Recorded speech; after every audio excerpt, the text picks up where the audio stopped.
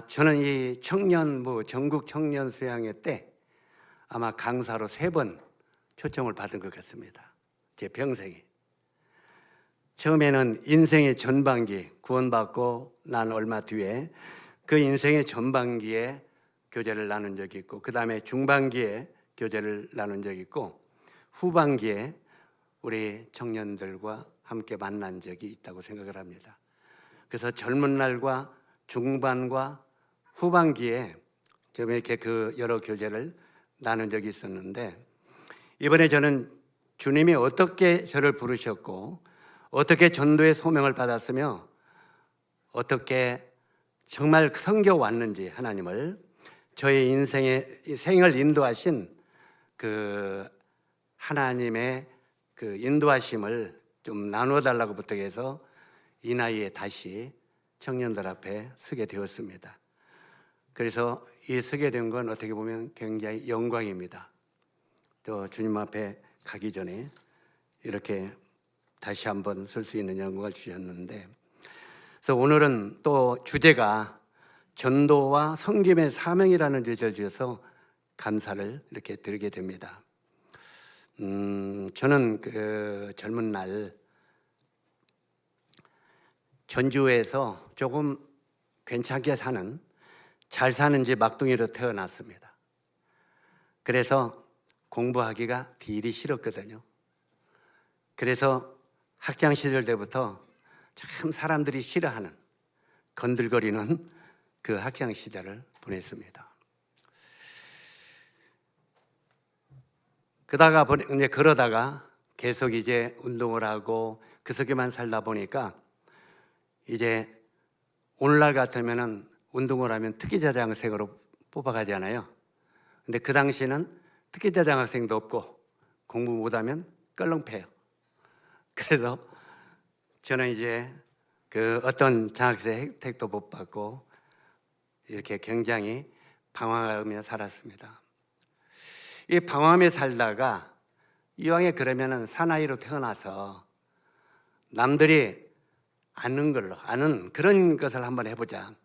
그래서 그런 특별한 경험을 해보셔서 1968년도에 그 좀 세상적으로 좀 거시기하면 전라도만 알아듣나요?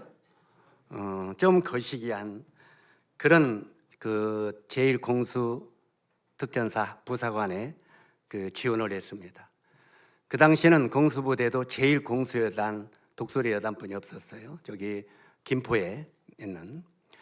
근데 이제 거기에 부사관을 지원해 가지고 거기에서 이제 그 생활을 했는데, 이제 그 부사관에 지원해서 군대 생활을 하다 보니까 거기 이제 기록 카드에 이렇게 사유에서 뭘 했는가 써 있잖아요. 그러더니 나중에 여단장이 면장을 좀 하더니 자네는 사유에서 운동했나? 그래서 예 했더니 그 당시 전 공수부대 유단자를 만들어라. 이게 너에게 주신 특명이다. 그래가지고 태권도 교관을 그때부터 하기 시작했습니다.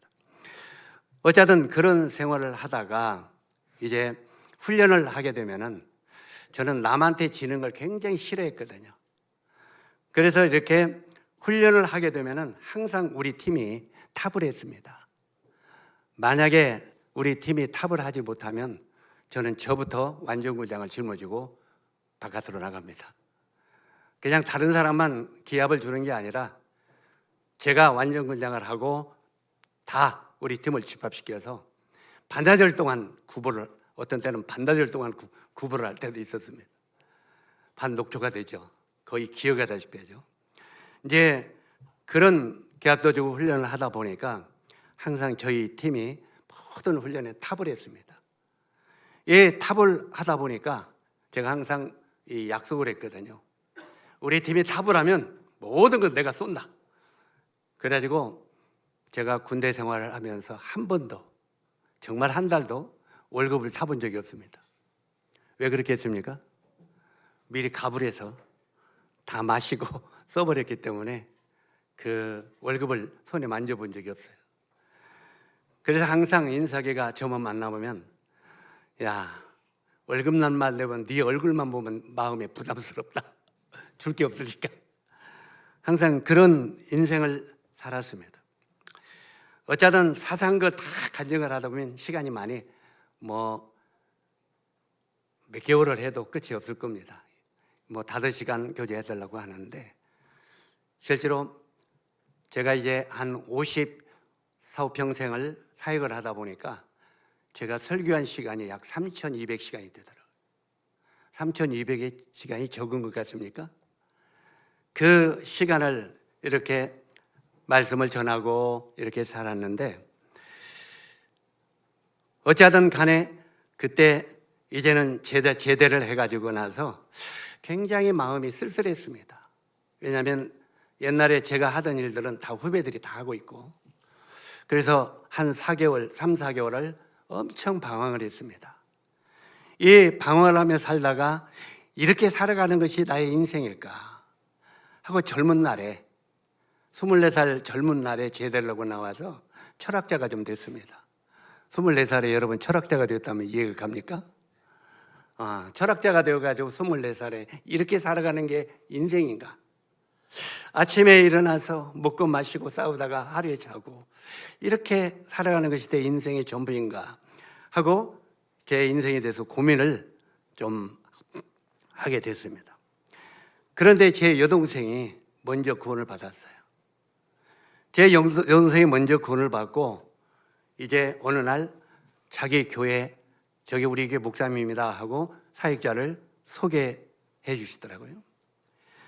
그 소개를 받고 이제 저게 그 너그 교회 목사님, 그리고 이제 사는데 그분이 저희 동네로 이사를 왔어요.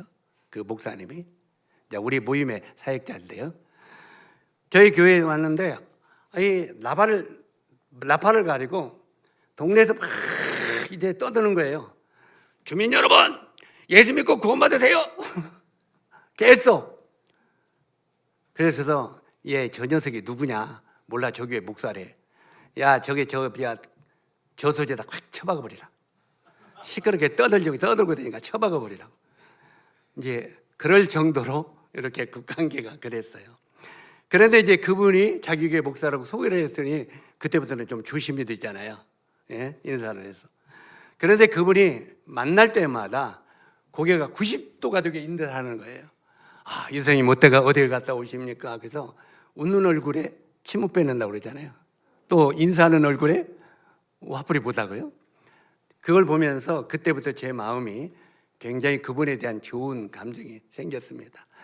그래서 우리 청년들에게 부탁하고 싶은 것은 주변의 어른들이나 요즘에 친구들은 인사 같은 거 잘 안 차나요? 그러나 여러분이 예수님을 믿고 구원받은 다음에 주변에서 인사만 90도로 잘해도 그냥 올라가요, 공짜로. 아주 그냥 여러분이 거기가 가치가 올라갈 겁니다. 상승할 겁니다. 왜냐하면 인사하는 얼굴에 침을 뱉고 또 거기에 화내지 못한다고 하잖아요. 그래서 계속 그분이 인사를 하니까 그분이 90도면 나도 인사해야 되잖아요, 같이. 그래서 이제 조금 알았는데 어느 날 정말 한밤중에 이제 전주 시내에서 막 깡패들 싸움이 붙었어요. 배 싸움이 붙었는데 술이 그냥 이렇게 많이 취했는데 이상하게 그날은 싸우기가 싫더라고요. 싸움하면은 대장인데 싸우기가 싫더라고요. 그래서 이제 몰래 빠져나와서 집을 온다고 걸어왔는데 그 목사님 집으로 찾아갔더라고요. 그때가 밤에 1시였습니다. 밤 1시에 그 집에 찾아가가지고 막 대문을 발로 막 구두발로 차니까 이분이 잠옷바람에 나왔어요. 그래서 이 선생님 어쩐 일이시냐고. 내가 목사님 할 얘기가 있어서 왔다고 해놓고 이분이 잠옷바람에 나오는데 담벼락에서 세워놓고 이렇게 담벼락에 세워놓고 거기서 제가 코를 골고 잤어요. 얼마나 술이 많이 취했는지. 그때 나중에 그분이 흔들어 깨면서 이 선생님 그래 깜짝 놀라서 깨보니까 금방 할 일이 있어서 불러냈지 않냐고. 나 할 말 없다고. 그때는 정신 번쩍 나가지고 할 말 없다고 순간적으로. 그러더니 그분이 순간적으로 그걸 깨달았대요. 하나님이 이 사람을 나한테 인도했구나. 왜? 깨닫지를 못하는 거 보니까. 그래서 내일 제가 이 선생님 집으로 방문하면 어떻겠습니까? 저는 그 자리에 얼른 피하려고 그렇게 하라고 하고 집으로 도망왔어요. 그런데 그 이튿날 이분이 아침 일찍에 원치도 않은 시커먼 책을 옆에다 끼고 왔더라고요. 이 시커먼 책을 끼고 갔어요. 끼고 가지고 이 선생님 하고 그러는데, 근데 이 땅에 그날을 따라 우리 가족들도 어머니 아버지도 다 하고 혼자 앉아 있었어요. 그날따라 우리 아버님이 완성아, 예, 오늘은 다 우리가 좀 일이 있으니까 너 집 좀 봐라, 나가지 말고. 예, 술이 깨가지고 머리가 아파서 다 나가고 그 큰 집에 혼자 앉아 있었어요. 그랬더니 그분이 와서 이제 그때부터 전도가 시작되는데 진짜 꼴 보기 싫더라고요. 어저께 분명히 약속을 하긴 했는데 이제 눈에 찾아왔으니 이거 보낼 수도 없고. 그런데 이제 그분이 이 선생님, 하나님이 이 선생님을 사랑하십니다. 그래서 제가 목사님, 제가 누군 줄 알면 저를 사랑하는 사람은 아무도 없습니다. 그랬더니 세상 사람 아무도 이 선생님을 사랑하지 아니할지라도 하나님은 이 선생님을 사랑하십니다. 저는 오늘 구도자들이 좀 있다고 그래서 구도자들하고 복음경 간증하려고 했더니 싹 쫓아가 버리네. 그래서 그게 어찌하든 그때 이제 저를 사랑한다는 이야기를 쭉 하는데, 나를 사랑한다면 기분 나쁘지 않잖아요. 누군가가 나를 사랑한다면. 근데 한참 듣다가 또 이제 듣기가 싫어서, 성경 말씀을 듣기가 싫어서 어제 저녁에 싸우는 애들은 이 경찰서에 붙들려 갔나 또 형사실에 끌려갔냐 하고 그 생각하고 이 대화하다가, 그러니까 이분이 한참 얘기하다가 제가 어떤 생각을 하고 있는 거예요. 다른 생각하고 있으니까 이 선생님, 예 하고, 그러니까 이분이 그때부터 기분이 굉장히 나빴던가 봐요. 왜요? 한참 이야기하다가 보니까 안 듣고 있으니까. 그러니까 그때부터는 이제 지옥에 대한 막 이야기를 막 하기 시작하는 거예요. 이 선생님 그렇게 생활하다가 언젠가는 죽지요? 죽은 다음에 어디 간지 아십니까? 지옥에 갑니다. 지옥에 간다는데 이상하니 기분이 별로 좋지 않더라고요. 그래서 목사님은 지옥에 갔다 왔습니까? 그랬더니 지옥을 딱 눈앞에 보여주면 지금 내가 믿겠다고. 세상에는 눈에 안 보이고도 보고도 못 믿는 것들이 많은데 어떻게 보이지도 않은 지옥이 있다고, 천국과 지옥이 있다고 하느냐고. 그랬더니 그분이 안 보이니까요. 그래서 눈에 보여주면 내가 믿겠다고.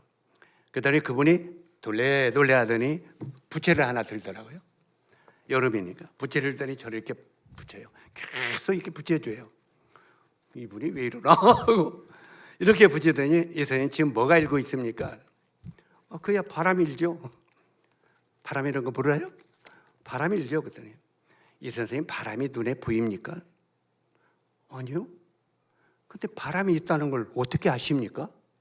그래서 그거야 요 살갗을 스치고 시원하고 느낌 이런 것 때문에 바람이 있다는 거 알지 않냐. 이게 느낌 때문에 알지 바람이 눈에 보이지는 않죠.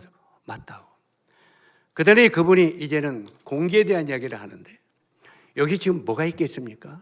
그야 공기가 있죠. 공기가 없다면 이 선생님 몇 분이나 살겠습니까? 나 생전 그거 계산도 안 해봤는데, 여러분 공기가 없다면 몇 시간이나 살겠어요?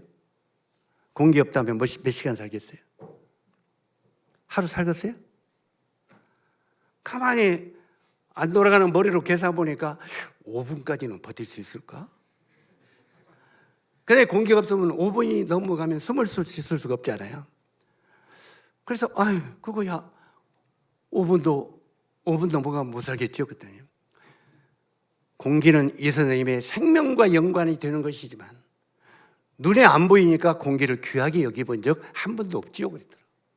가만히 생각하니까 사실이더라고요.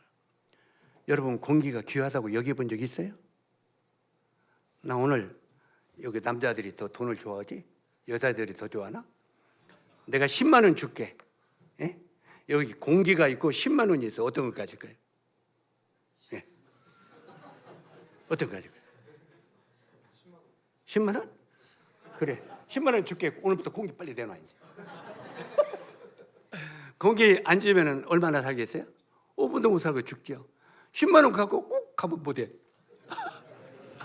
10만 원 아니라 1000만 원을 받아도 그거 받고 죽으면 아무 의미가 없잖아요. 그래서 가만히 그때는 머리가 안 좋은 내가 계산해도 보니까 돈보다는 공기가 낫더만. 내 생각에도 그 당시에. 그래서 그 공기 잡죠 그랬더니 그래도 공기 귀하게 여기본 적 한 번도 없죠. 그러면서 눈에 안 보이는 것들을 계속 이야기하는데 끝도 없이 이야기하더라고요. 그러니 최종적에 나중에 뭐라고 하냐면 나보고 이 선생 뒷꼭지에 뭐 묻었습니다. 내 뒷꼭지에 뭐 묻었대요. 그래서 자꾸 했더니 안 떨어지네요. 안 떨어져요. 계속 되니 안 떨어진대요. 그러니 그때부터 불안해 안 불안해요? 마음이 편치 못하잖아요. 이걸 빨리 봐야 되잖아. 근데 볼 수 있어요 없어요? 그래서 이제 거울을 찾으려고 자꾸 하니까 그분이 뭐라고 하냐면 이 선생 한번 눈하고 뒤꿈치로 한번 재보세요. 재보세요. 얼마나 돼요? 한 뼘이죠. 뒤꿈치와 눈은 한 뼘 됩니다. 한 뼘이 되는데 한 뼘 뒤를 일평생 한번 볼 수 있어요 없어요? 일평생 몇 번이나 보겠어요? 뭐 거울 가지고 이렇게 보면 보이지 도구를 가지고 보이지 그냥 눈으로 볼 수 있어요 없어요? 평생 한 번도 못 봐요. 이 선생 눈과 뒷꼭지가 한 뼘뿐이 안 되는데 일평생 거울이 없으면 한 번도 볼 수 없습니다. 근데 이 선생 뒷꼭지에 뭐가 묻었다고 해도 지금 볼 수가 없죠. 실제로 우리 인간이 많이 아는 것 같지만 한 뼘 뒷꼭지도 볼 수 없는 게 인간입니다. 그러면서 인생에 대해서 여러 가지 이야기하는데 굉장히 이제 마음이 좀 꺾였어요. 그러면서 이런 하나님이 이 선생이 죽으면 지옥에 간다고 했다고. 그래도 자존심은 있어도 지옥에 그도 눈에 안 보이는 게 어디가 있겠어요? 그건 예수쟁이들이 하는 소리지. 그렇게 거절을 했어요. 그러니까 그분이 그러면 이제 갈 테니까 이 선생님 기도 한번 해보세요. 이 선생님 기도하면 자기가 가겠다는 거예요. 그래서 나 기도 한번 해본 적도 없고 기도를 어떻게 할지도 모릅니다.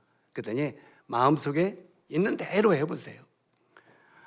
그런데 가만히 그래놓고 눈을 깍깍 그러고 있는 거예요. 무릎 꿇고 눈을 감고 있으니 내가 기도를 안 하면 하루 종일 이러고 앉아있을 것 같아.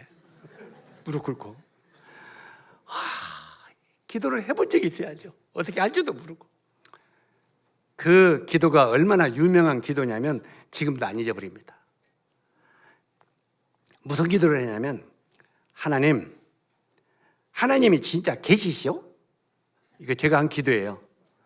하나님이 진짜 계시시오? 하나님이 진짜 계시다면 나 같은 사람 죄나 안 짓고 살게 해주세요. 끝! 그랬어요. 아멘도 모르고, 여러분 아멘 잘 알죠? 나는 아멘도 모르고 끝! 그랬어요. 그런데 이제 이분이 일어나서 갔어요. 근데 나중에 그분의 간증이 아이고 이 사람은 틀렸다 이러고 갔대요. 틀렸다고. 근데 그분이 아까 나올 때 이 선생 그런 생활하다가 지옥에 갑니다. 이게 여가 걸려버렸어요. 지옥에 간다. 그래서 이 지옥에 그때부터 마음속에 한 마음은 지옥 없어. 한 마음은 만에 하나 있다면 없어. 있다면 없어. 있다면 막 싸우는 거예요 마음에. 그런데 없다고 하는 쪽에 더 무게를 두고 싶어요. 왜요? 없으면 편하니까. 여러분 지옥이 있으면 좋겠어요? 없으면 좋겠어요? 없으면 좋겠잖아요. 그러니까 없으면 편하잖아. 그런데 만에 하나 있다면 이건 큰일이더라고요. 가만히 생각하니까 만약에 지옥이 있다면 나 같은 사람은 지옥도 아래무기에 가겠더라고요. 다른 사람보다 착하게는 못 살았더라고요. 그래서 이 지옥에 아래무기에 가겠더라고요. 그래서 그때부터 고민을 했습니다. 쓸데없이 와가지고 나보고 지옥 간다고 해가지고 마음을 샘숭하게 만드네. 그래가지고 그때부터 마음과 싸우기 시작했어요. 마음과. 그래가지고 잊어버리려고 이제 전주 이제 그 도시에 나가서 막 독한 술을 몽땅 마셨어요. 독한 술도 그냥 그 양주 막 쪼니 워커 같은 거 있어요. 그 저기 뭐냐 얼음으로 이렇게 믹스해서 먹는 있는데 그걸 물도 안 타고 그냥 마셨어요. 그럼 막 불이 나죠, 뱃속에서. 타요 진짜. 근데 그렇게 마셨어요. 근데 그래도 술이 안 취더라고요. 왜? 이 지옥 이야기가 계속 생각이 나니까. 그래가지고 그러다가 또 집에 와가지고 제 여동생 방문을 열고 이렇게 보니까 여동생 서재에, 여동생 그때 고등학생 시절인데 시커먼 책이 하나 꼽혔더라고요. 아, 저게 예수쟁이들이 보는 성경책인가 보다. 그래, 그렇죠. 예수쟁이 보는 거 나도 한번 보자. 그래서 이걸 가다가 창세기 1장부터 열어서 읽어봤어요. 창세기 1장 한번 읽어보세요. 창세기 1장. 아이, 그 쳐다보지 말고 그냥 외봐, 안기봐. 뭐래요? 봐, 그냥 창세기 1장도 그냥 까먹었지. 태초에 하나님이 천지를 창조하시니라. 땅이 혼돈하고 공허하며 흑암이 기쁨에 있고 하나님의 신은 수면에 운행하시니라. 옛날에는 내가 성경을 안 보고도 외웠어. 얼마나 성경을 많이 읽었는가. 공부 안 했지만 성경을 막 너무 많이 읽어서. 그래 어찌하든 간에 거의 쭉 읽다 보니까 아담이 어떻고 하와가 어떻고 나중에 밑에 나와서 뭐 에녹이 어떻고 뭐 노아가 어떻고 하는데 생소한 이름들이에요. 영이야 철수야 이름이 있어야 쉽잖아요. 그런데 아담이 어떻고 아브라함이 어떤데 이게 생전 모르는 소리야. 야, 예수쟁이들이 미쳤구나. 이렇게 이해도 안 되는 책을 하나님의 말씀이라고. 참 그 사람들 미쳤어. 맞아, 예수쟁이들은 미쳤어. 그리고 나오려고 했는데 옛날에 여동생이 하던 생각이 떠오르더라고요. 여동생이 뭐라고 하면 오빠 그런 생활 하지 말고 예수 믿어야 된다. 야, 이 망할 놈아, 예수 믿으려면 오빠를 믿어 임마. 너 길거리 가다 깡패들이 너한테 자꾸 희롱하면 하나님 저 좀 구해주세요 하면 하나님이 너 구해주냐? 근데 구해주는데 미친놈, 네가 하나님 너를 구해줘 뭐 어디서 구해줘? 안 구해지. 근데 깡패들이 너를 자꾸 희롱할 때 이완성이가 우리 오빠입니다 하면 집에까지 막 차로 대다 줄 거다. 하나님을 믿으려면 오빠를 믿으라고 그랬어요. 그런데 그 오빠가 그 오빠한테 예수 믿어야 된다고 계속 전했는데 그 여동생이 어느 날 오빠 성경에는 구약과 신약이 있거든. 구약은 어렵고 신약은 쉬우니까 신약을 한번 읽어보래요. 근데 이제 구약을 읽다가 보니까 뭔 소리인지 모르겠잖아요. 그래서 걔가 그 전에 신약을 쉽다고 읽어보라고 했지. 아무리 신약을 찾아도 이 신약이 어디에 있는지를 몰랐어요. 아무리 지적해도 신약이 참 지적이다 보니까 신약전서 이렇게 써있어요. 아, 여기가 신약이구나. 그래, 이건 쉽다고 하니까 이걸 읽어봐야지. 마태복음 1장 1절 한번 읽어보세요. 아브라함과 다윗의 자손 예수 그리스도 세계라. 아브라함이 이삭을 낳고 이삭이 야곱을 낳고 야곱이 요셉을 낳고. 아무리 읽어봐도 낳고 또 낳고 뿐이 없어. 아니 신약은 쉽다고 하더니 이것도 진짜 미쳤네. 이렇게 희한한 건 낳고 또 낳고 뿐이 안 써있는 이것을 쉽다고 읽어라니. 그래, 진짜 예수쟁이들은 얘들 상조 보면 나도 미쳐. 야, 안 돼. 그리고 이제 덮어놓고 나가려고 그랬어요. 바깥으로 나가려고 하는데 어떤 힘인가 나도 모르는 힘이 꽉 잡는 것 같았어요. 잡더니 너 이놈 어디로 가려고 그래? 아이 그냥 혼자 소리 질렀어요. 아이 저거 재미없잖아요. 누구한테 혼소리도 모르고. 그랬더니 다시 이끌고 성경 앞으로 돌이 이끌어갔어요. 아니 재미없다니까요, 혼자. 그런데 다시 갔다가 펼치겠어요. 다시 펼쳤는데 이거 예수쟁이들 하는데 이거 보는 게 뭐 차라리 하늘천 따지가 낫겠다. 차라리 저거 나무아비 탑을 간세보다리 더 쉽겠다. 이제 그러면서 그 읽는데 로마서까지 갔어요. 로마서에 딱 들어가니까 뭐가 기록되어 있어요? 로마서에 뭐가 기록되어 있어요? 예? 로마서 1장 2장에 뭐가 기록되어 있어요? 내가 우리 청년들에게 미래를 기대하고 살아야 되냐, 어찌해야 되냐? 적어도 그 정도는 딱 나와야 되잖아요. 로마서를 모르면 우리가 전도할 수 없어요. 그래서 여러분이 정말 로마서 많이 읽어보세요. 그래서 로마서를 읽는데 1장, 2장이 쭉 넘어가니까 죄에 대해서 다루고 있어요. 죄가 다 열거되어 있는데, 아니 이상하니 그것은 그 로마서에 기록한 죄들이 있잖아요. 이게 이 속에 다 들었더라고. 이 속에. 아니 내 속을 어떻게 이렇게 잘 알아? 어떻게 내 속에 있는 게 여기 다 돼 있네. 수근수근하는 자요, 시기하는 자요, 뭐하는 자요, 막 계속 좋아했는데 이게 다 들었다라고 제 마음속에.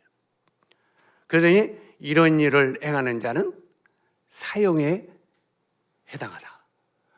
엄마 그러면 나는 죽는 자네. 이게 뭐야? 근데 어떻게 내 속을 이렇게 잘 알지? 내 속에 있는 것들을. 그러니까 저 같은 경우에는 요즘에는 전도하기 힘들죠. 당신은 죄입니다. 이 죄 때문에 지옥 갑니다. 막 당신 죄인 걸 인정하세요. 그래야 하네요. 이 죄락을 깨닫게 하려고 그렇게 힘이 드는데, 나 같은 경우에는 당신이 죄인이라고 안 해도 내가 죄인 줄 알고 있었어요. 왜? 그 속에서 먹고 마시고 살았으니까. 그러더니 나중에 그것을 6장, 7장 쭉 읽으면서 선을 행하기 원하는 나에게 악이 함께하는 것이로다. 이게 사도 바울의 간증인데, 그 말을 딱 보는 순간 맞아. 깡패들도 이런 의리가 있지. 선하게 살고 싶은 마음 없나? 있지. 깡패들이 선하게 살고 싶은 마음 있겠어요? 없겠어요? 우리 친구보다 더 선하게 살 마음이 있어요. 깡패들이 다 나쁜 거 아니에요? 의리에 죽고 의리에 살아. 우리는 의리 쉽게 버려, 안 버려요? 안 버려요? 그러면 깡패보다 낫네. 근데 어쨌든 우리는 굉장히 그 의리를 잘 안 지키죠. 지킨다고 하면서도 배반하죠. 근데 건달색에는 그래도 의리가 있습니다. 목숨 걸고도 따르는 의리가 있어요. 그래, 맞아. 우리도 이게 선한 게 있지 뭐. 그러면서 합리화를 하고 성경을 읽었어요. 읽다가 제가 로마서 1장 2절을 읽다가 눈이 열렸습니다. 이제 예수 그리스도 안에 있는 자에는 결코 정죄함이 없나니. 그때는 내가 예수 바깥에 있었기 때문에 예수 안에 있는 자에게는 이 말은 나하고 관계가 없었어요. 근데 결코 정죄함이 없다. 이 말이 뭔 말이에요? 너 죄가 없다는 말이요. 그러더니 나를 어떤 딱 가르쳐서 네가 정죄함이 없다는 거예요. 저요? 에이, 저를 모르니까 그렇죠. 저 속에 내가 죄가 다 들었는데 왜 정죄가 없어요? 그러더니 그 다음에 예수 그리스도 생명과 성령의 법이 죄와 사망의 법에서 너를. 근데 저 같은 경우에는 하도 고집이 세서 하나님이 너라고 하는 단어를 굉장히 많이 썼어요. 말 안 들으니까 너! 이러고 있어요. 너! 그러면 내가 예? 나요? 그러면 너다. 너를 죄와 사망의 법에서 해방시켰다. 이게 제 마음에 깨달아지면서 8.15 해방이 떠올랐어요. 여러분 8.15 알아요? 요즘에 8.15 잘 모르죠? 그냥 쉬어주는 날만 알지. 8.15가 일본의 압제에서 해방받은 날이잖아요. 그런데 8월 15일 날 해방됐을 때 할아버지들이 태극기 들고 해방됐다고 만세 부르고 나갔어요. 아버지도 만세 부르고 나갔어요. 오빠도 다 태극기 들고 해방됐다고 만세 부르고 나갔어요. 왜? 압제에서 해방됐다고. 근데 5살 먹은 어린아이가 오빠도 누나도 아빠도 할아버지도 다 해방됐다고 나갔는데 5살짜리가 해방이 뭔지 알겠어요? 모르겠어요? 해방이 뭔지 모르죠. 그런데 다 나갔는데 해방됐다, 해방된 민족 하면서 막 만세 불러 가니까 해방이 좋기는 좋은가 보다. 이 정도 알죠? 그러니까 오빠들도 태극기 들고 만나니까 5살짜리도 태극기 들고 나가면서 만세하고 나갔어요. 걔가 해방을 알아요? 몰라요? 몰라요. 그런데 압제에서 해방됐다는 기쁨이 있다는 걸 알고 흔들었어요. 그때 제 마음이 꼭 5살짜리 같았어요. 어찌하든 죄에서 해방됐다니까 나도 만세다 그랬어요. 나도 만세다. 그런데 그때 그 말씀을 깨닫고 나서 눈이 딱 열리더니 그 다음부터 성경이 눈에 들어오기 시작했어요. 아, 이게 이런 말이구나. 이게 이런 말이구나. 이 성경이 이해가 되기 시작해요. 그래서 그때부터 로마서를 이제 8장, 9장을 쭉 읽는데 진짜 많이 읽었어요. 그리고 그때부터 이제 성경에 빠졌어요. 얼마큼 빠졌냐면 이제 그 당시에는 술, 담배도 끊기 전이니까 아주 독한 소주를 한 명 갖다 엿다 놓고 담배도 좋은 청자 하나 사다 엿다 놓고 가운데다 성경 놓고 성경에 있다가 목이 껄껄하면 술 한 잔 먹고 또 목이 껄껄하면 담배 한 대 피고 놓고 그리고 또 성경을 읽고 이 성경이 그때부터 진짜 재미있었어요. 재미있는데 술, 담배가 나를 그걸 압제하지 못했어요. 하고 계속 성경에 그때부터 빠졌는데 바깥에도 안 나가고 자나깨나 여기 미쳤어요. 그러더니 나중에 잠언 23장을 읽어보니까 술에 대해서 쭉 기록을 하고 있더니 이걸 너는 만지도 말고 쳐다보지도 말지어다 써있더라고요. 에? 이 술을 보더니 술을 만지도 말고 쳐다보지도 말래. 아, 예수 믿으면 이거 마시면 안 되는구나. 그래서 그러면 내가 이거 안 마실게요. 그리고 바로 끊었어요, 저는. 그 술 고래가. 왜? 이 말씀이 워낙 강하게 마음속에 들어와서. 이 말씀이 그냥 딱 끊게 하죠. 하고 이제 술은 끊었는데 요건 안 끊어져. 아무리 성경을 읽어도 이거 피지 말란 말이 없어. 성경을. 다 봐도 담배 피지 말란 말이 없어. 아, 이것은 나쁜 게 아닌가 보다. 하고 계속 피웠죠. 그랬더니 어느 날 고린도 전서를 쭉 읽다 보니까 먹든지 마시든지 하나님의 영광을 위해서 하라. 그 소리를 듣는 순간 깜짝 놀라고 그걸 끊어버렸어요. 근데 담배를 바로 끊은 게 아니라 그걸 마음속에 끊다가 오 하나님 내가 이걸 끊으려고 노력해도 잘 안 됩니다. 꼭 아편 같아요, 담배가. 그래서 하나님이 이걸 끊게 해주십시오 했더니 제가 담배를 피다가 기절을 했어요. 기절을 했는데 한 20분 동안 정신을 잃어버렸어요. 근데 깨고 나니까 담배가 저기서 타고 있더라고요.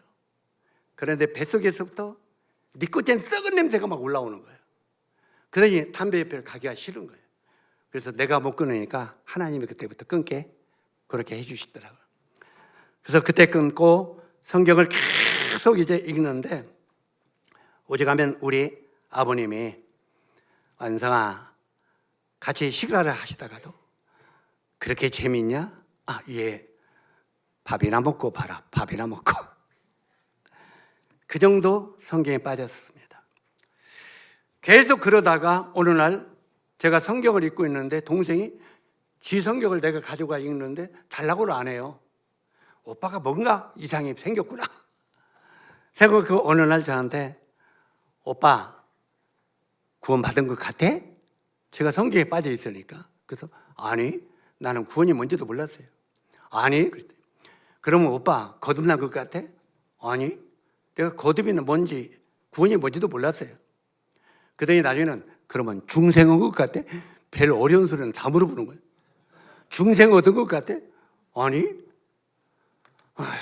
오빠 구원도 못 받고 거듭도 못 났으면 지옥에 가는데 근데 가만히 생각하니까 지옥은 안 갈 것 같아. 그래서 야, 나 구원도 안 받고 거듭도 안 났는데 나 죄는 없다 야. 오빠가 왜 죄가 없어? 그때 로마서를 탁 열어서 예수 그리스도께서 이제 물론 그때는 에베소서를 깨닫고 갈라디아서를 깨닫고 다 깨달은 때죠. 십자가에서 우리 죄를 다 담당하셔서 내가 죄에서 해방된 죄를 깨달았죠. 그래서 그걸 얘기했더니 오빠 그게 믿어져? 믿지. 근데도 그때는 별로 재미가 없어요. 옛날에 죄에서 해방받을 때 기쁨을 깨달았기 때문에. 그래서 그때부터 오빠 구원받은 사람은 교회를 나가야 된다고. 그래서 야 집에서 성경만 보면 되지 뭐 교회를 가야 되냐? 아니야. 교회는 그리스도의 몸이고 뭐 어쩌고 막 또 이제 연설을 해. 그래서 가만히 보니까 그것도 맞는 말을 가지고 알았다. 그래서 그때부터 전주시내 제가 교회는 다 다녀봤습니다. 처음에는 옛날에 그 요한이 그 주태 큰아버지 허인호 경제가 다녔던 그 기독교 기장이 있거든요, 동네에. 거기도 가봤어요. 제가 거기를 하니까 아랫무게 안 드세요, 운무게 안 드세요. 아이고, 그래가지고 괜찮다고. 그런데 그때 부흥회를 하는데 10계명을 하는 거예요. 10계명을 하는데 첫째 계명을 잘 지키면 무슨 복을 받고, 둘째 계명을 잘 지키면 무슨 복을 받고. 이상하니 성경을 보니까 율법의 행위로는 하나님 앞에 의롭다함을 얻을 육체가 없다고 했더만 조 목사님은 계속 율법을 지켜야 복 받는다고 하네. 분별력이 오더라고요. 그래가지고 그걸 그만두고 전주 시내 제일 큰 서문교회를 또 다니면 장로교. 거기 가니까 막 오케스트라 같이 찬양과 이건 너무너무 좋은 거예요. 그래, 교회는 적어도 이런 데는 다녀야지. 얼마나 아름답고 잘 만들어놨는지. 그런데 목사님 설교를 들어보니까 이건 아니야. 찬양은 진짜 멋진데 이것도 아니야. 성결교, 감리교 다 다니면 나중에 여화진까지 가봤어요. 그랬더니 생활은 여화진이 제일 낫더라고요. 왜? 그들은 서로 사랑하고 이런 걸 잘해요. 그래가지고 그 장로들하고 싸움도 많이 했죠. 나는 이제 도전적이라 싸움 많이 하고 다녔죠. 근데 어찌하든 그러다가 에이, 교회 안 되고 집에서 성경이나 읽어야 돼요. 그랬더니 자기 교회를 오래요, 동생이.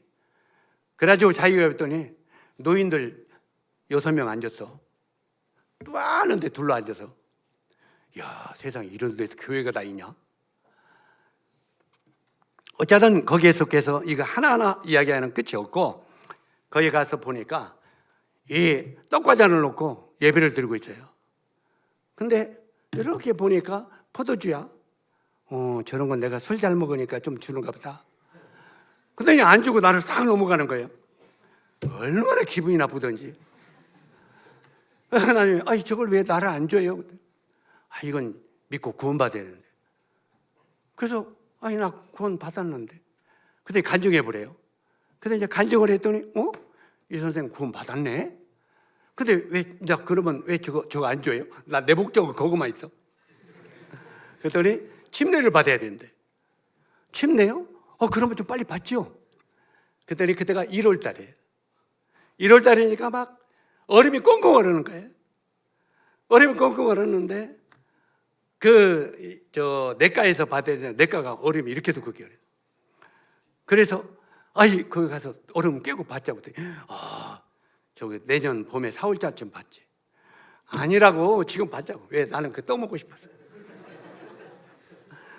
그래서 계속 졸랐더니 지금 추워서 내가 얼음 깨고 훈련받는 건 몸에 그냥 아주 이글났다고. 예? 얼음 깨고 훈련받는 건 그냥 몸에 뱄으니까 가자고. 그랬더니 하도 내가 졸라서 내과에 갔어요. 얼음이 하면서 망치 갖고 가야 된다고 해서 망치 갖고 가서 얼음을 이렇게 깨고 혼자 침례받을 욕심으로 다 이렇게 막 얼음 키워서 다 놓고 그 얼음 속에서 침례를 받았습니다. 1월 달에. 그래서 노인들 둘이 들어가서 뭐 기쁜 날 주 나의 주 다시 일어나는데 나는 기분이 너무너무 좋은데 노인들은 그냥 달달달달달 하고 옆에다 장작 갖다 놓고 불 피워놓고 옷 갈아입고 막 이렇게 했어요. 근데 나는 옷 안 갈아입고도 좋고 그 다음 첫 주에 예배를 드리는데 그 떡과자니 얼마나 마음이 뜨거운지. 요즘에는 침례 좀 받아라. 응? 예배 드려야지. 참, 누가 아쉬워서 침례 받고 예배 드리라고. 그러니까 귀한지를 몰라. 예배가 얼마나 귀한지를 몰라요. 그냥 어거지로 받으니까. 근데 실제로 본인의 그 의미를 깨닫고 정말 주님과 함께 십자가에 못 박힌 걸 깨달으면 그 은혜가 가만있어. 시간이 벌써 이렇게 되거든요. 우리 몇 시까지요? 10시 반? 조금 남았구나. 빨리빨리 지나가야겠네. 시간들도 조금부터 안 줘갖고 할 말도 못하게 만들고. 자, 그래서 침례를 받고 그때부터 주님을 섬기기 시작했습니다. 그래서 지금 전주 안행교회죠. 그 전주교회 그 당시 하나 있었는데 이 안행교회에서 제가 11년간 동역을 했습니다. 총각 때 11년간 동역을 했는데 거기서 그 안행교회에서는 제가 열심당원 1호였습니다. 열심당원. 그래서 열심당원으로 주님을 섬겼는데 아침에 새벽에 나와가지고 총각은 나 혼자뿐이 없으니까 그래서 막 청소도 하고 그냥 걸레질도 하고 별짓 다 했죠. 그리고 얼마나 열심히 당했냐면 청년 때부터 땅을 팔았습니다. 왜냐하면 예배당이 너무 좁아서. 땅을 팔아가지고 예배당을 옮기고 한 3년 모이다 보니까 지하실에 물이 새가지고 또 땅을 팔아가지고 또 3층으로 저쪽으로 또 옮기고, 아마 총각 때부터 땅 팔아갖고 예배당 옮기고, 그다음 사역자도 아닌데 그런 사람은 손 들어봐요. 여러분 그런 열심히 있겠습니까? 응? 여러분이 그 당시에는 얼마나 정말 이 구원받은 게 귀했던가. 정말 그때는 이제 땅을 몇 번씩 팔아갖고 예배당을 옮겼어요. 총각 때부터. 한 11년간 지내다가 이제 제가 84년도 8월에 서전주 교회로 교회를 개척하게 됐습니다. 그 서전주 교회가 지금 기린옥 교회죠. 이 기린옥 교회를 개척해서 갔는데 처음에 13명이 개척을 해서 나갔습니다. 개척해서 나갔는데 이제 여기저기 떠돌다가 도저히 언제서 우리 큰 집에, 아버님 집에 그 땅에다가 조립식을 짓고 거기 모였어요. 거기 모였는데 선지자가 고향에서 존경을 받지 못한다는 말을 그때 거기서 경험을 했습니다. 사람들이, 동네 사람들이 전부 다 나보고 믿으려면 완전히같이 믿어야 돼. 그런데 자기들은 하나도 안 와. 말하자면 제가 신학을 한 적도 없고 제가 신학대학을 어디 갔다 온 적도 없고 목사 안수 받은 적이 없는데 제가 목회한대. 그러니까 구원을 믿으려면 저렇게 믿어야 돼. 사람이 바뀌니까. 그런데 자기들은 안 믿더라고요. 그래서 그때 예수님이 선지자가 고향에서 종기를 받지 못한다는 말을 경험했습니다. 그때 첫 열매. 그때 이제 제가 그 세상적으로 이제는 사업을 좀 했었어요. 이 당구장도 오고 뭐 이거 탁구장도 오고 이런 것 저런 것 좀 했어요. 그때는 당구가 막 한국에 들어오던 때라 돈 잘 벌었어요. 근데 내가 아무리 생각해도 제일로 나 보기에 경건한 사업이 당구장이더라고. 그때. 그래가지고 밤중에 돈을 잘 벌었어요. 근데 자꾸 옛날 이야기가 나오려면 그 용어가 나오잖아. 그 당구 깽다마라는 게 있어. 노름다마. 지금 같으면 그 돈 대주고 이렇게 노름하게 만드는 거죠. 이 당구도 뭐 시계 끌어놓고 가서 당구 치고 그래요. 그래가 새벽이 되면 돈을 다 대기로 와, 주인한테. 그런데 양심이 너 그게 옳은 짓이냐? 하고 계속 마음을 송사하는 거예요. 그러다 나중에 그런 것들을 다 정리했습니다. 정리하고 나서 주님이 전심 사역을 할 수 있도록 그 길을 열어주죠.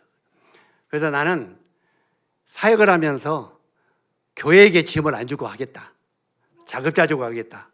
그래서 이제 사업을 하다가 그 남은 돈을 누군가 대신, 나 대신 사업을 해주기를 원하는 사람이 있었어요.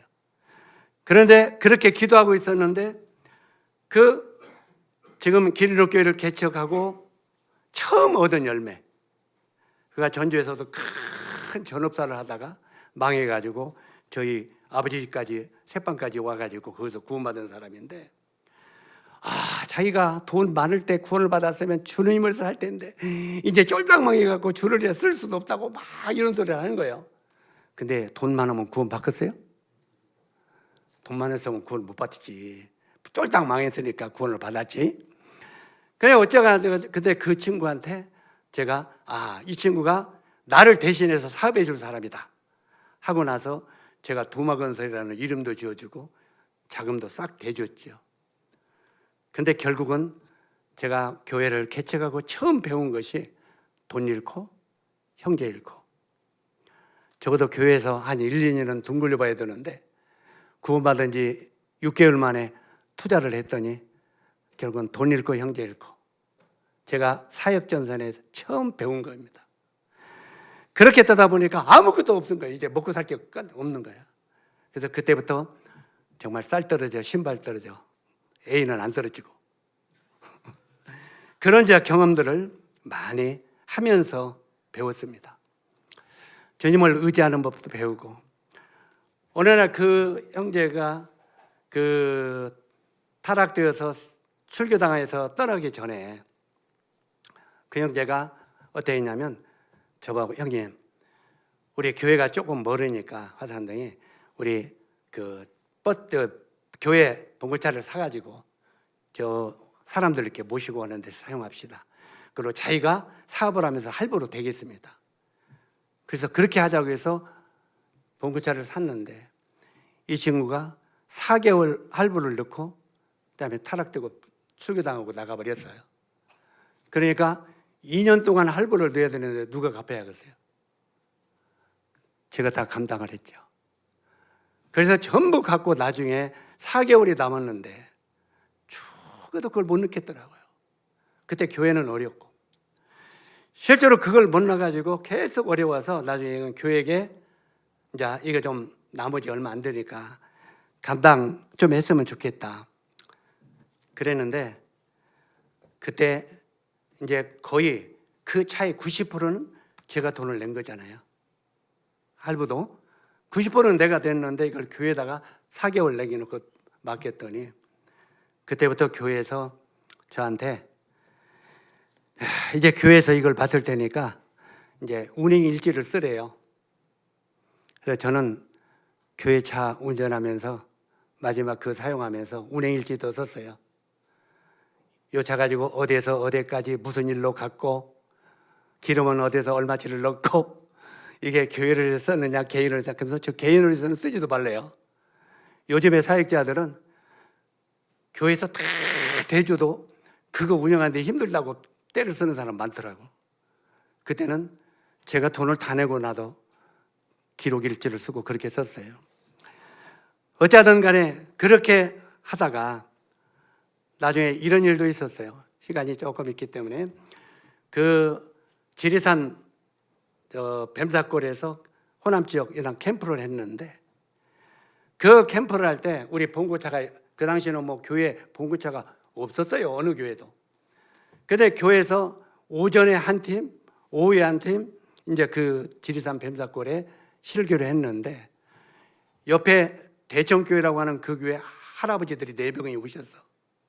아이 서전주 교회 차가 있다고 그래서 우리는 지리산 뱀사골 찾아갈지도 모르고 덕보러 왔어. 근데 노인들이 이웃교회에서 왔는데 그냥 가라고 그래요? 그래서 우리 청년들은 다 내려 그래서 청년들은 다 내리라고. 그래서 이제 청년들이 내리고 노인들을 태워서 1차적으로 보냈어요. 그래 이제 청년들이 그 당시에 한 4명이 내려왔는데 지리산 뱀사골의 형제들은 버스를 타고 가라 했더니 버스 여비가 없대요. 그 정도 그렇게 청년들이 열악했어요. 주머니에 진짜 돈이 없었어요. 이게 여비가 없다는 거예요. 그래가지고 그 재정 보는 형제한테 그러면 이런 상황 이야기하고 버스비를 좀 타가지고 가라. 요즘에서는 교회에서 그런 청년들 버스비 안 주는 교회 있어요? 모르죠? 네? 그런 일에 따라서 교회에서 그 청년들이 다른 사람이 우리 교회 차를 썼기 때문에 청년들 버스 가려면 버스비 교회에서 안 주는 데 있어요. 근데 그때는 우리는 그거 갈 여비도 없으면 가지 말라고 아예 여비를 안 줬어요. 그러니까 여비 못 준대요, 청년들이. 그 당시 청년이 지금 봉동교회 그 송영식 형제나 그런 형제들이 청년 때인데 어쩌든 간에 돈 한 푼도 못 따고 왔어요. 그래서 그 형제한테 가서 야, 이만저만 이러니까 교회 그 여비로 청년들을 보내라. 그랬더니 기현이 못 준다네. 교회 결의적이 한 적이 없어서 재정부를 지원을 못 한다는 거죠. 맞는 말이죠. 근데 아무리 해도 안 준대요. 그래서 내가 나중에 화가 나서 그러면 교회 재정이 형제 돈이야? 그랬더니 그 형제가 그러면 이 형님 돈입니까? 하고 그렇게 어려움을 끼치는 지체들도 있었어요. 그래서 나중에는 결국은 돈을 못하고 저희 집사람한테 돈 좀 만들어라 해서 청년들 여비에서 보내고 그랬더니 갔다 와서 문제가 터졌어요. 이 형제님이 교회 재정을 자기 마음대로 이렇게 저렇게 쓰라고 했다고 교회를 이제 안 나온다는 거예요. 재정 집사가. 그래서 안 되려면 다 재정 반납하라고. 그러더니 그 다음부터 막 어려움을 끼치기 시작했어요.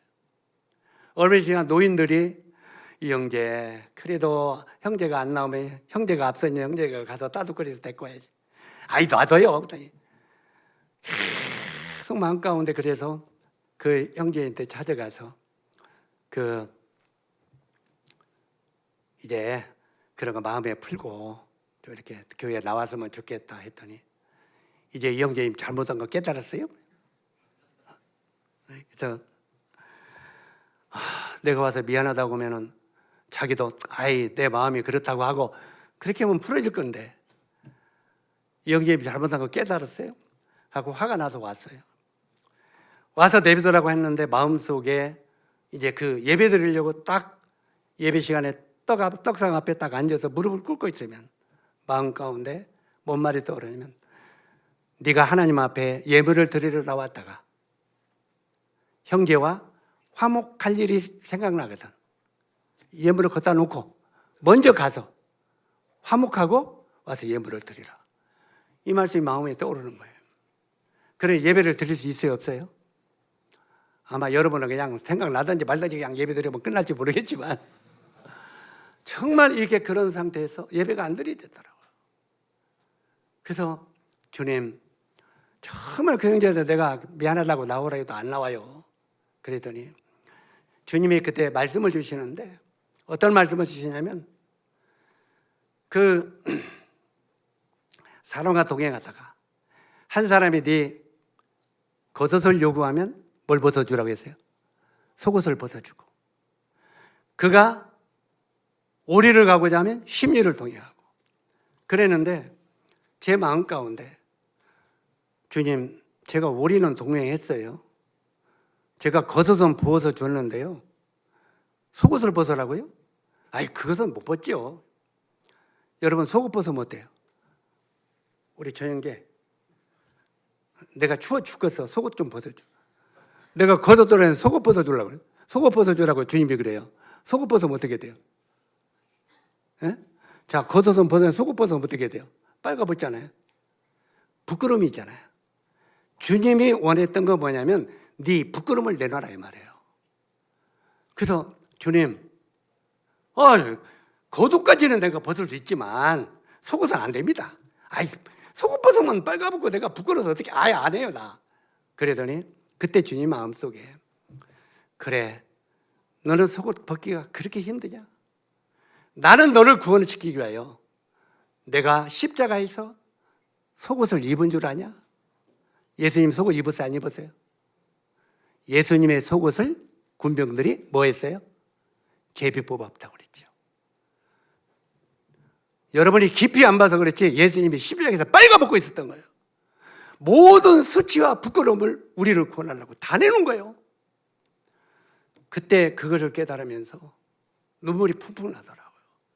그냥 예수님이 십자가에서 피 흘려 죽으시면서 우리 죄를 위하여 구원하셨구나 이렇게 믿고 있었는데 그분은 우리 죄를 담당하려고 완전히 빨가벗겼더라고요. 모든 부끄러움을 남김없이 벗었더라고요. 나는 너를 구원시키기 위하여 내가 완전한 부끄러움을 다 드러냈다. 그런데 너 속옷 벗기가 그렇게 힘드냐? 그때 마음이 벌렁벌렁 하면서 주님 죄송합니다. 주님의 뜻대로 겉옷을 요구하면 속옷 벗겠습니다. 그리고 그 이튿날 찾아갔어요. 찾아가서 미안하다고 교회에 나오면 좋겠다 했더니 이제 이 형제님 잘못한 거 깨달았어요. 또 그러더라고요. 그래서 잘못한 거 깨달았다고 미안하다고 이제 다시는 이제 형님 이렇게 써라 저렇게 써라가 않지 알았다고. 그랬더니 그다음부터 나왔어요. 근데 지금은 모임 생활 안 해요. 격길로 가버렸어. 여기저기 떠돌더니 결국은 그런 사람은 끝까지 주님을 섬기지는 못하더라고요. 그러나 그걸 통해서 우리를 가르치는 거예요. 이걸 정말 형제를 위하여 기꺼이 우리 목숨을 내어놓는 그 헌신을 가르치시더라고요. 그래서 그때부터 이제 교회가 부흥되기 시작하더라고요. 그래서 나중에 거기에 있다가 이제 어느 날 한 몇 년 지났는데 느닷없이 도시계획이 있으면서 우리 그 예배당을 짓던 자리가 이제 신도시가 된다는 거예요. 그러면서 옮기라는 거예요. 그래가지고 주님, 이왕에 옮길 바에 전주시 한 중앙에 중심부로 가서 파수꾼이 되게 하십시오. 그렇게 기도를 했어요. 그런데 어느 날 옮길 때가 돼서 어떤 건물이 눈앞에 있어서 가봤더니 그 딱 건물의 주소가 전주시 중앙동 중앙빌딩이더라고요. 한 중심으로 보내달라고 했더니 진짜 중심으로 보내주더라고요. 전주시 중앙동 중앙빌딩. 그보다 더 주님의 응답이 있어요? 예, 주님의 뜻이다. 그래가지고 이제 그리 가자고 했더니 또 형제들이 또 트는 거야. 그 지난번에 반대했던 형제. 우리가 얼마 돈도 없는데 무슨 그때 막 평수가 한 80평 되는데 큰 거예요. 그런 큰 데로 옮기려고 하냐. 근데 청년들은 돈은 없지만 큰 데로 가고 싶어, 안 가고 싶어요? 돈은 없는 데가 크고 좋은 데로 가고 싶잖아. 근데 돈은 없어, 청년들이. 근데 좀 돈이 있을 만한 사람은 반대해. 그래가지고 계속 반대하고 그때 안 되겠다 해서 칼을 빼들었어요. 그러면 이왕에 여기서 우리 분가하자.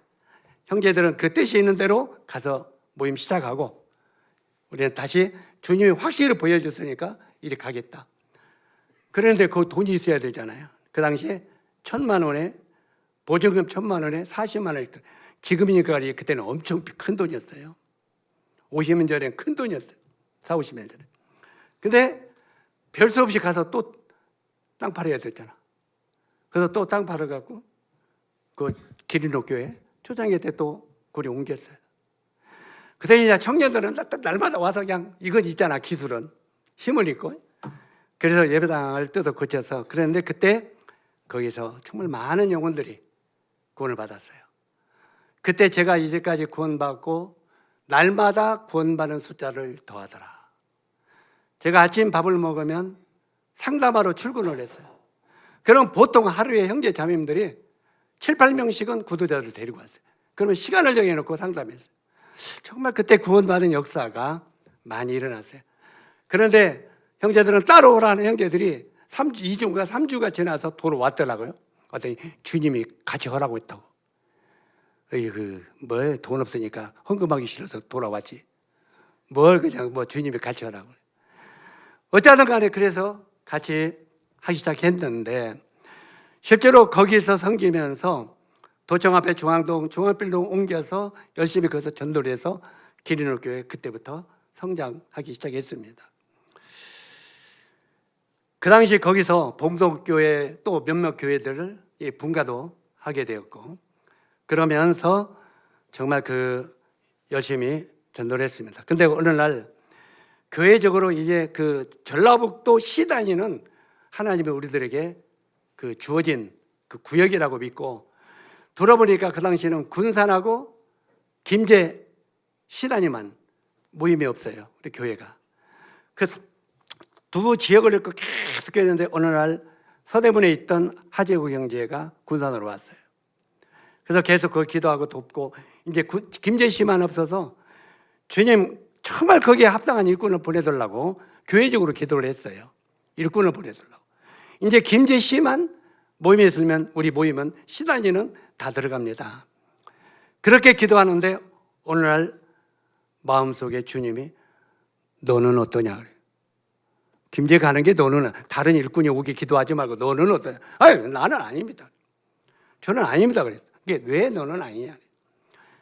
여러분은 잘 모르겠지만 전주는 제 토백이 고향입니다. 그냥 몇십 년 산 고향이 아니라 수백 년 전주시 토백입니다. 수백 년을 대대적으로 살았던 토백인데 제가 전주에서 다른 데로 떠나다가는 꿈에도 생각해 본 적이 없어요. 그런데 주님이 어느 날 김제롭고 기도했더니 너는 어떠냐.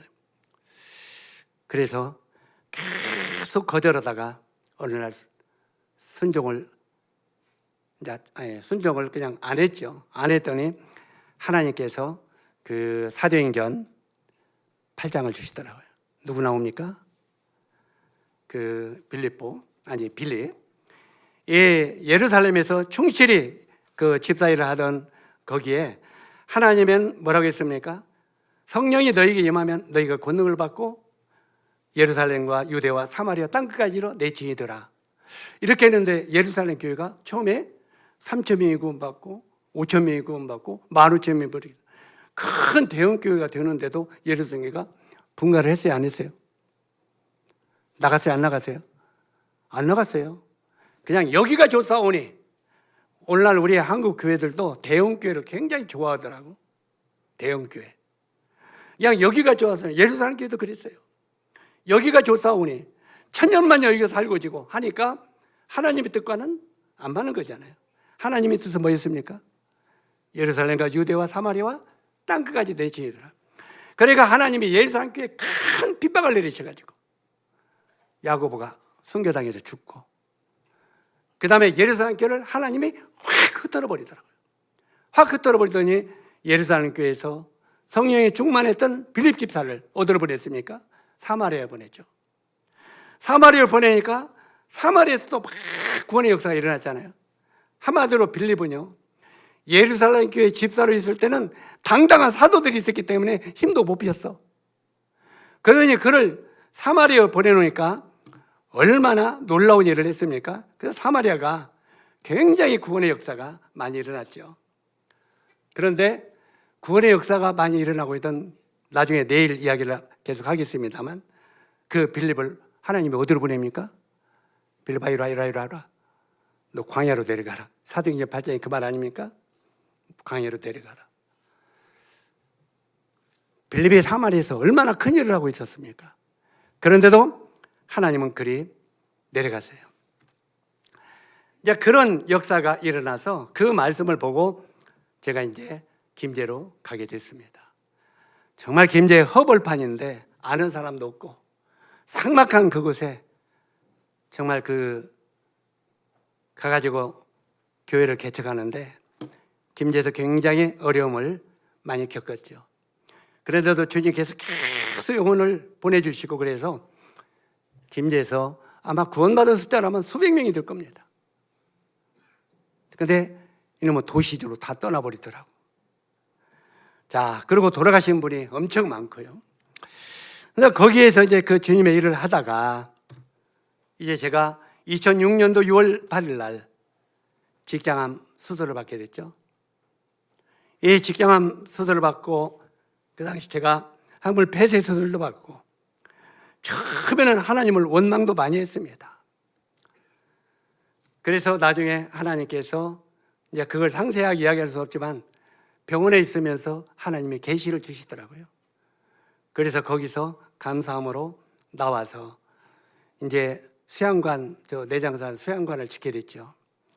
내장산 수양관 짓을 때 제가 그때 전국에서 우리 형제 자매님들이 수술비에 보태더라고 조금씩 위로금 경력금을 주신 것을, 그것이 수천만 원이 됐는데 내장산 수양관 그 시작하면서 다 투자해버렸죠.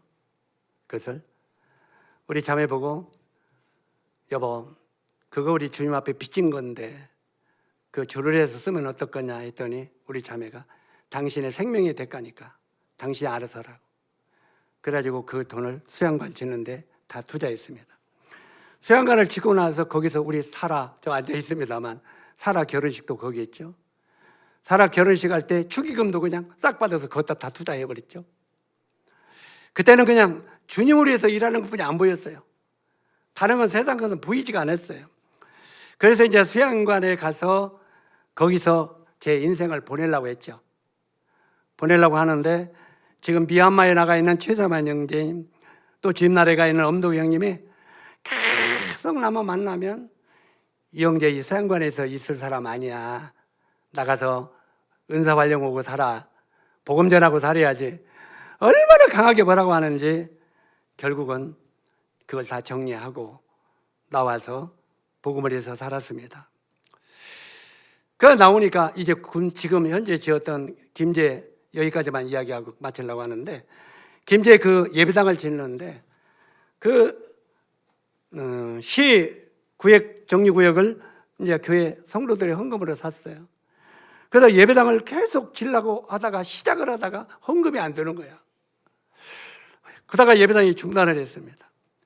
이 작은 부족으로 중단을 하고 계속 기도하는데 주님이 어느 날 누가복음 21장 1절로 4절에 과부의 엽전 두 냅돈을 보여주시더라고요.